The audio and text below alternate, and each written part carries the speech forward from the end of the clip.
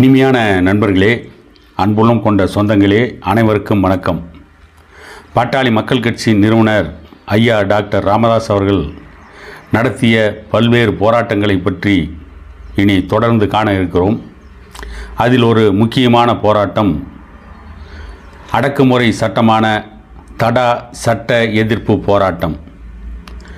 Doctor ஐயா அவர்கள் முஸ்லிம்களுக்கு எதிராக தடாவை நீக்க அப்போதைய எதிர்க்கட்சி தலைவர் கலைஞர் அவர்களே போராட்டம் நடத்த தயங்கிய போது அதனை எதிர்த்து போராட்டம் நடத்தி தடியடி பெற்று இரத்தம் வழிந்த கரையோடு வடபழனி காவல் நிலையம் மற்றும் வேலூர் காவல் நிலையம் சென்ற வரலாறு 1995 பாட்டாளி மக்கள் கட்சியின் இளைஞரணி சார்பில் 12/6/1995 அன்று தடாவை எதிர்த்து ஒரு மிகப்பெரிய போராட்டத்தை வள்ளுவர் கோட்டத்தில் ஆரம்பித்தார் டாக்டர் ஐயா அவர்கள்.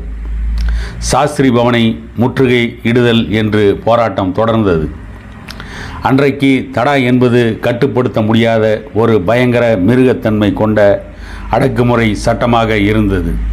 கத்தி வைத்திருந்ததாக 80 வயது மூதாட்டியை காஷ்மீரில் ராஜீவ்காந்தி அரசு கைது செய்து அவரை தடாவில் சிறையில் அடைத்து வைத்திருந்தது. முதலில் இளைஞரணி சார்பில் போராட்டத்திற்கு காவல்துறையிடம் அனுமதி வாங்கும் பொறுப்பை அன்றைய பொதுச் செயலாளர் தலித் எழில்மலை அவர்களிடம் ஒப்படைத்தார் டாக்டர் ஐயா அவர்கள். ஆட்களை திரட்டும் வேலைகளை தீரன் மற்றும் KM ஷெரீப் உள்ளிட்டவர்களிடம் கொடுத்து ஐயா அவர்கள் தலைமை தாங்குவதாக அறிவித்தார். 1995 ஆண்டு பாட்டாளி மக்கள் கட்சி நடத்திய தடா எதிர்ப்பு போராட்டம் என்பது தமிழக அரசியல் வரலாற்றில் இன்று வரை ஒரு முக்கிய பேரதிர்வை ஏற்படுத்திய நிகழ்ச்சியாக கருதப்படுகிறது. தடா சட்டத்தின் கீழ் காவல்துறைக்கு கூடுதல் அதிகாரம் அளிக்கப்பட்டது. ஆனாலும் பெரும்பாலும் குடிமக்கள் மீதும், குறிப்பாக தலித் மற்றும் பழங்குடியின மக்கள் மீதும் முஸ்லிம்கள் மீதும் தவறாக பயன்படுத்தப்பட்டது என்ற விமர்சனம் இந்தியாவெங்கும் எழுந்தது. அதிலும் தமிழகத்தில் அதிகமாக விமர்சிக்கப்பட்டது. தமிழகத்தின் ஒரு முக்கிய அரசியல் கட்சியான மறுமலர்ச்சி திராவிட முன்னேற்ற கழகத்தினுடைய தலைவர் வைகோ அவர்களும் கைது செய்யப்பட்டு ஓராண்டு இந்த அடக்குமுறை சட்டத்திலே அப்பொழுது சிறையில் இருந்தார் என்பதும் குறிப்பிடத்தக்க ஒரு செய்தியாகும். பாட்டாளி மக்கள் கட்சி இதன் நிறுவனர் டாக்டர் ராமதாஸ் இந்த சட்டம் தலித் மற்றும் முஸ்லீம் கட்சி போன்ற அமைப்புகளை அடக்க பயன்படுத்துவதாக கூறி அதை எதிர்த்தார். மாண்புமிகு கலைஞர் அவர்களே போராட்டம் நடத்த தயங்கினார், பயந்தார். ஜெயில் செல்ல பயந்து போராட்டத்தை தவிர்த்து வந்தார் கலைஞர்.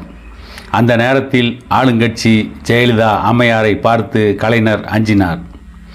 ஆனால் டாக்டர் ஐயாவிற்கோ சிறைச்சாலை என்பது கல்விச்சாலை போல செல்வேன் என்று கூறி போராட்டத்தை நடத்தி காண்பித்தார்.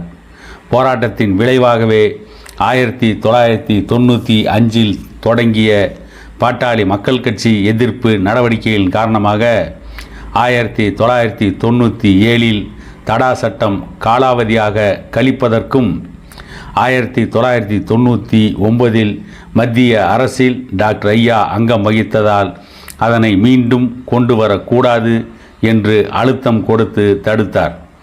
அதை மீண்டும் புதுப்பிக்காமல் வைக்கப்படுவதற்கும் காரணமாகவே அமைந்தார் இந்தியாவிலேயே டாக்டர் ஐயா என்று கருதப்படுகிறது. இதன் மூலம் டாக்டர் ஐயா இந்திய அளவில் ஒரு சமூக நீதி போராளியாக உருவெடுத்தார். வேலூர் சிறைச்சாலையில் சுட்டெரிக்கும் வெயிலில் அந்த சிறையிலே அடைபட்டு கிடந்தார்.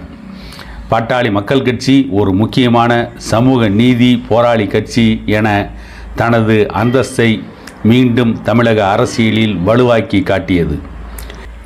இந்த போராட்டம் பாட்டாளி மக்கள் கட்சியை அடிப்படை மக்களிடம் கொண்டு போய் சேர்த்தது. தலித், குறவர், பிற்படுத்தப்பட்டோர் ஆகியோர்களை ஒருங்கிணைக்கும் ஒரு முக்கிய புள்ளியாக பாட்டாளி மக்கள் கட்சி இருந்தது. போராட்டம் திட்டமிட்டபடி தொடங்கியது.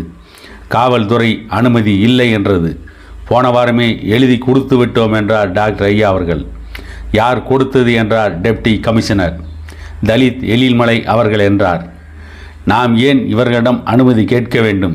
இது நம் நாடு, நம் மக்கள் என்று டாக்டர் ஐயா கொதித்து எழுந்தார். தலித் எழில்மலை பொதுச் செயலாளர் அவர்கள் உக்கிரமாக அன்றைக்கு சில வார்த்தைகளை பேசினார். டாக்டர் ஐயா அவர்கள் பொங்கி எழுந்து அரசு அலுவலகம் நோக்கி புறப்பட்டார். காத்திருந்து எதிர்நோக்கி நின்றிருந்த காவல்துறை கொடூர தாக்குதலை நடத்தியது. அப்போது ஜெயலலிதா அம்மையாருடைய காட்டாட்சி தமிழ்நாட்டிலே நடந்து கொண்டிருந்தது. டாக்டர் ஐயாவை சுற்றிலும் போலீசார் சூழ்ந்தனர். தலித் எழில்மலையை மண்டையை உடைத்தனர். டாக்டர் ஐயா மீதும் தடியடி தாக்குதல் நடத்தப்பட்டது. பாட்டாளி மக்கள் கட்சியின் இளைஞர்கள் வெகுண்டு எழுந்தார்கள். அங்கு தலைமை தாங்கிய தீரன், முத்துக்குமார், ரவிராஜ் போன்றவர்களும் கடும் கோபத்தோடு வெகுண்டு எழுந்தார்கள். வருகிற போகிற வாகனமெல்லாம் சேதமானது. திரு ஷெரீப் அவர்களால் அழைத்து வரப்பட்ட புதுக்கோட்டை சுற்று வட்டாரத்திலிருந்து 100க்கும் மேற்பட்ட பெண்கள் இந்த போராட்டத்திற்காக வந்திருந்தார்கள். எல்லோருக்கும் அடி உதை, பலருக்கு மண்டை உடைந்தது. குறிப்பாக காவல்துறை அனைவருடைய தலையை குறிவைத்து தாக்கி மண்டையை உடைப்பதில் உறுதியாக இருந்தார்கள். சிலருக்கு காது கிழிந்தது. பேராசிரியர் தீரன் தாக்கப்பட்டு நடு ரோட்டில் உட்கார்ந்திருந்தார். அவரது கண்ணாடி தடியடியில் உடைந்து நொறுங்கி போனது. டாக்டர் ஐயா உள்ளிட்ட பலர் கைது செய்யப்பட்டிருந்தனர். காயமடைந்த டாக்டர் ஐயா உட்பட பலர் ராயப்பேட்டை மருத்துவமனையில் காவல்துறையால் அனுமதிக்கப்பட்டனர். பேராசிரியர் தீரன் அவர்கள் காவல்துறையிடமிருந்து தப்பித்தார். திரு தீரன் அவர்கள் மற்றும் அன்றைய தலைமை நிலைய செயலாளர் ராம முத்துக்குமார், ஷெரீப் மற்றும் ரவிராஜ் இன்னும் சிலரும் சேர்ந்து ஆட்டோவில் ஏறி அறிவாலயத்துக்கு போய் கலைஞர் கருணாநிதியை சந்தித்தார்கள். முத்துக்குமார் கலைஞரிடம் தகவல் சொன்னார். அவர் உடனடியாக காவல்துறையை கண்டித்து ஒரு அறிக்கையை வெளியிட்டார். பேராசிரியர் தீரனை பக்கத்தில் உள்ள முஸ்லீம் அலுவலகத்தில் தஞ்சமானார். ராயப்பேட்டை மருத்துவமனையில் ஐயா முதல் உதவியும் மருத்துவ சிகிச்சையும் எடுத்தார். எல்லோரையும் வடபழனி காவல் நிலையத்துக்கு அழைத்து வந்து அங்கு எஃப்ஐஆர் போடப்பட்டு வேலூர் சிறைச்சாலைக்கு அனுப்பி வைக்கப்பட்டனர்.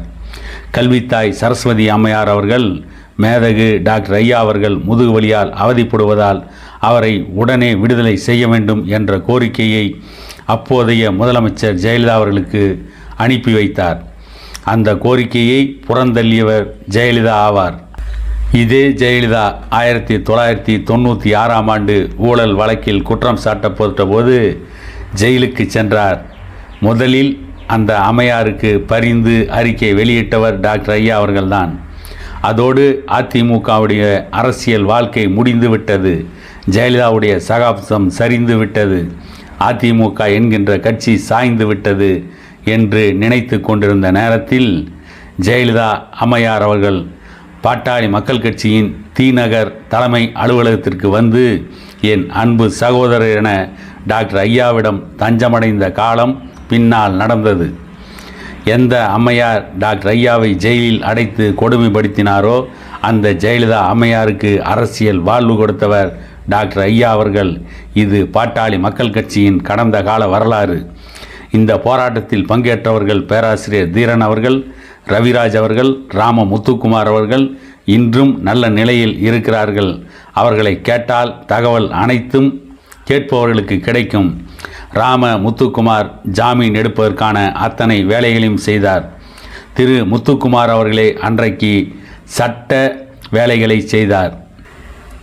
இப்படி தமிழக அரசியல் அரங்கில் பலர் கையில் எடுக்க அஞ்சி நின்ற போராட்டத்தை, பலர் கையில் எடுக்க நடுங்கி நின்ற போராட்டத்தை துணிச்சலாக கையில் எடுத்து பல்வேறு வீரமிக்க போராட்டங்களை நடத்தி தமிழகத்திலே வெற்றி பெற்ற தலைவர் டாக்டர் ஐயா அவர்கள். அவர் போராட்ட பாதையே வாழ்க்கை என்று அமைத்து கொண்ட மாபெரும் தலைவர் என்பதை இதன் மூலம் உணர்வோம்.